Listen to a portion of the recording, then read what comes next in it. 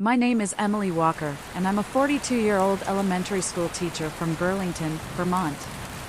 I never imagined that an ordinary winter morning, like any other in our quaint town, could become the backdrop for an extraordinary journey, a journey that would take me from the brink of death into a realm where the boundaries between the physical and spiritual dissolve. This is my testimony, a vivid account of a near-death experience that transformed my understanding of prayer and exposed a hidden, ongoing spiritual war. It began on a chilly March morning, when the air was crisp and the ground was coated in a thick, fresh layer of snow. I had just finished an engaging lesson with my third graders, their laughter echoing down the halls of our school, when I decided to head to the teacher's lounge for a much-needed break. The day started like any other, with routine greetings and the soft murmur of colleagues discussing lesson plans. However, as I walked down the brightly lit hallway, I began to feel an odd dizziness, something I quickly attributed to skipping breakfast. Yet, there was an unsettling change in the atmosphere. The fluorescent lights above began flickering, their usual steady hum replaced by an irregular, almost jittery glow. Without warning, an intense pressure began to build in my chest, as if an invisible hand were clenching my heart. I tried to shake off the discomfort, thinking it was merely stress or a passing bout of fatigue. But as I neared room 204, the pressure intensified until it felt as though every breath was a struggle against an unseen force. In a sudden, disorienting moment, my vision blurred and the world around me began to fade into darkness. I collapsed right there in the hallway. I remember the shock of cold, hard tile against my cheek as my body gave out. My face turned an alarming shade of blue. In those few, desperate moments, I distinctly recall Mrs. Anderson, my caring and quick-thinking colleague, rushing to my side.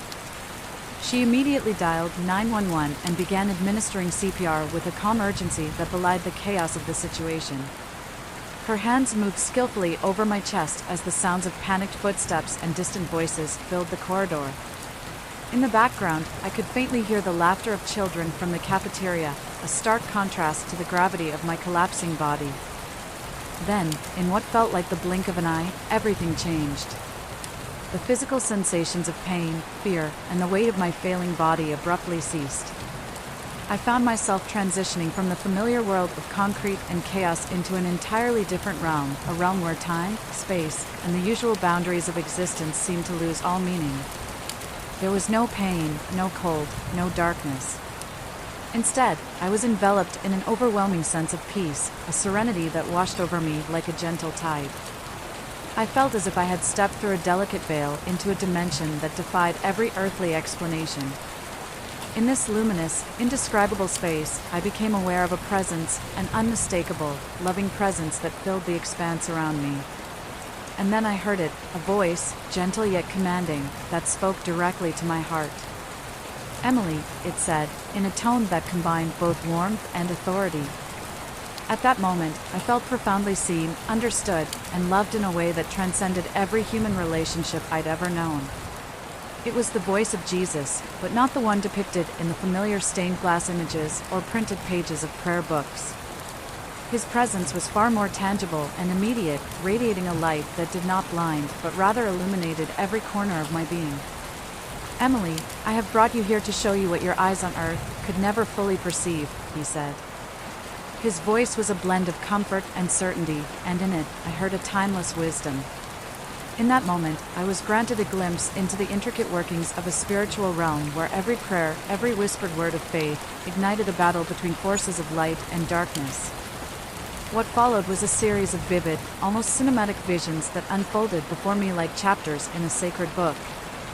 I began to see scenes from my own life, snapshots of moments when I had knelt to pray. I saw the tender, innocent prayers of my childhood, the quiet, heartfelt pleas whispered in the darkness of sleepless nights, and even the hurried, almost desperate prayers squeezed between the rush of daily tasks at school. In each of these moments, a hidden battlefield materialized around me, dark, shifting silhouettes forming ominous fortresses. These were the strongholds built by the enemy, strategic positions designed to obstruct my connection to the divine, to sap my strength, and to keep me from receiving the life-affirming power of prayer. One particular vision stands out among the rest. I recalled a calm morning, not too long before my collapse, when I had stopped to pray in solitude. As I uttered a few simple words, I saw something miraculous happen. The enemy's fortifications around me began to tremble, and then, as if struck by a mighty force, they shattered and crumbled into nothingness. Each sincere word of prayer acted like a powerful surge of light, demolishing barriers that had been built over years of doubt and distraction. It was a breathtaking moment, a clear, visual affirmation that prayer was not a mere ritual, but a dynamic weapon against the forces of darkness. Jesus then guided me further into this mysterious realm. With gentle insistence, he began to reveal how the enemy worked tirelessly to disrupt my moments of prayer. I witnessed scenes where, just as I was about to speak with God, an overwhelming fatigue would wash over me. My body would betray me with sudden weariness. There were moments when urgent messages or phone calls would interrupt the sacred silence, as if orchestrated by an unseen hand to distract me. Even intrusive thoughts, reminders of unfinished tasks, looming responsibilities, appeared as deliberate attempts by the enemy to derail my focus and weaken my faith. These were not coincidences or random misfortunes, they were calculated moves in a vast, unseen spiritual war. Watch carefully, Jesus instructed, leading me to a memory of persistence. I saw myself standing in a modest classroom, exhausted yet resolute, praying for one of my struggling students. In that moment, despite the fatigue and the chaos swirling around me, my prayer erupted like a burst of radiant light, a beacon that shattered a dark fortress of despair that had been built up over time. I realized then that even a brief, heartfelt prayer carried the strength of 1,000 battles fought with unwavering faith. The vision then took a poignant turn. I was shown times when I had allowed the enemy's distractions to keep me from praying, moments of regret when the opportunity for a sacred conversation with God had slipped away. Yet, instead of condemnation, I felt nothing but the gentle, patient love of Jesus. He was there, waiting, ever ready to guide me back to the path of prayer. Emily, he whispered softly, every prayer, no matter how small, is a declaration of faith. Even when you falter, I am here to lift you up. His words resonated deep within me, a tender reminder that no lapse, no matter how brief, diminishes the power of a sincere prayer. As the vision expanded, it brought me into the intimate scenes of my personal life. I saw my family gathered around the dinner table, the warm glow of the evening light mingling with the soft hum of conversation and laughter. In one particularly moving moment, I watched as a spontaneous prayer uttered before our meal sent ripples through the spiritual realm. It was as if that simple act of faith had cast an invisible shield around our home, a protective barrier that kept out the encroaching darkness. In that instant, I understood the profound truth of intergenerational prayer, a legacy of faith passed down from my mother and grandmother that fortified our family against the storms of life. Yet, the revelations did not stop at personal prayer. Jesus then showed me the immense power of collective, corporate prayer, how communities of believers, united in their faith, create an almost impenetrable barrier against the forces of evil. I witnessed a scene where a congregation of devoted souls joined their voices in prayer, their combined faith forming a luminous shield that repelled the enemy's every tactic. However, he also revealed the vulnerability that creeps in when communities drift away from this sacred practice, when the enemy finds room to plant small seeds of doubt that, over time, grow into formidable strongholds of despair. One of the most striking visions occurred just days before my near-death experience. I recalled a time when the pressures of work and life had overwhelmed me, and I had felt an urgent, silent prompting to pray for a troubled student named Tommy. His anxiety had been a persistent source of worry, a dark cloud hovering over his young life. In that pivotal moment, I saw my simple prayer for Tommy ignite a chain reaction in the spiritual realm. It was as though my words, filled with genuine compassion, dismantled layers of fear and hopelessness that had been strategically constructed around him. The enemy's carefully laid plans began to crumble, undone by the power of one sincere plea. Throughout this journey, there were countless fleeting images, snapshots of moments when I either seized the opportunity to pray or, conversely, allowed distractions to win. I saw doors that remained closed to the light of divine connection, each missed opportunity a small victory for the forces of darkness. The enemy fears the prayer that is about to be spoken, Jesus explained, his voice both soothing and commanding. That is why he works so relentlessly to divert you, to sow seeds of doubt and delay. His words cut through the vision like a clarion call, urging me, and anyone who would listen, to remain vigilant in prayer. Even in my moments of hesitation and weakness, I felt his unwavering love. I saw Jesus waiting patiently, as if he knew that every journey of faith is punctuated by both moments of triumph and slips of human frailty.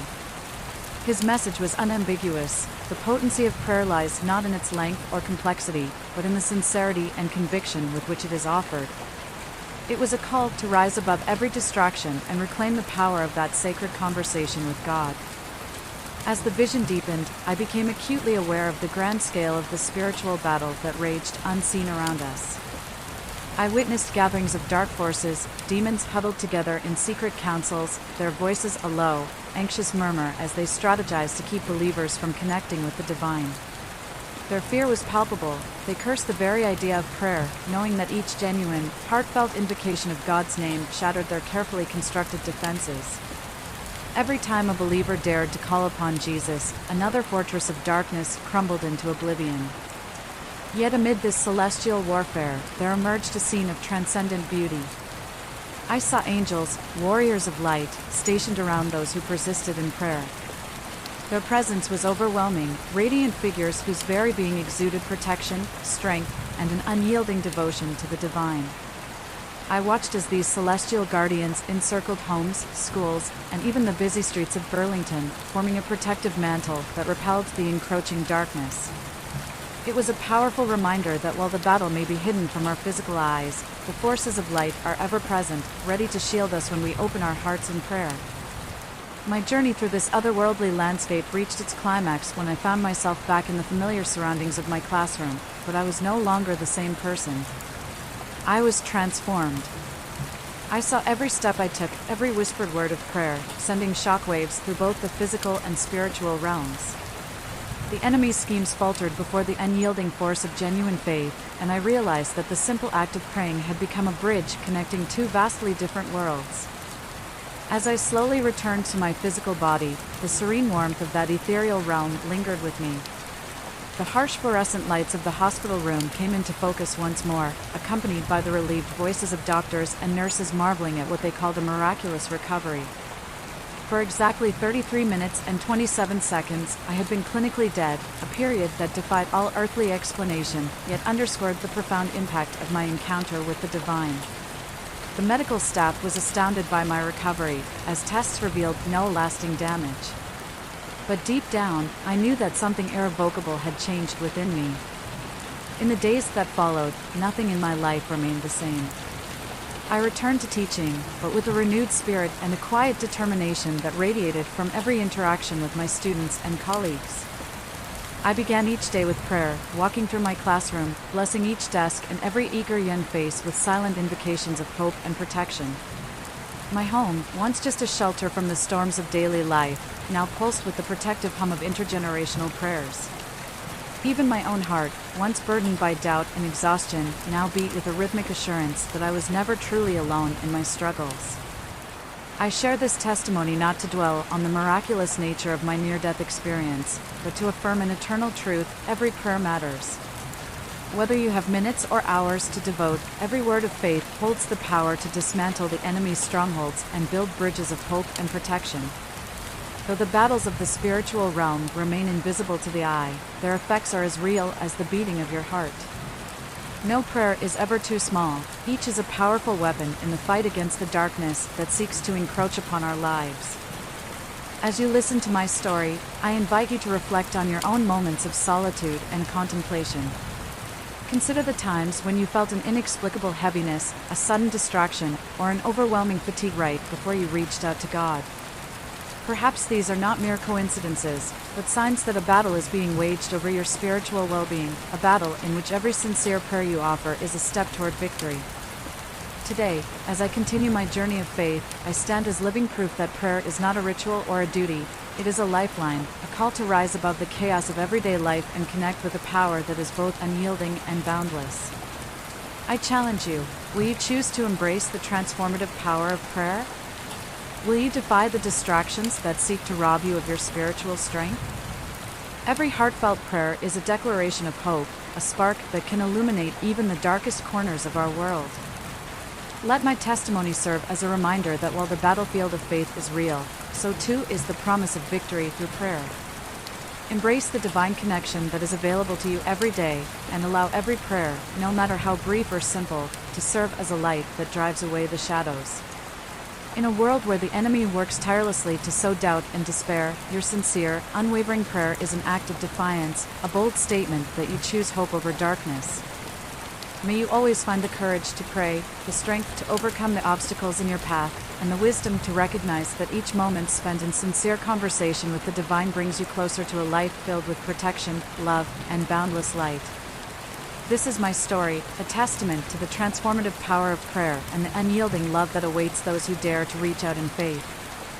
If this testimony has touched your heart and strengthened your faith, please take a moment to like, share, and subscribe for more inspirational stories. Leave a comment below about your own experiences with prayer or moments when you felt the power of faith. Together, let's build a community of hope, faith, and love. Thank you for watching, and remember, every prayer matters.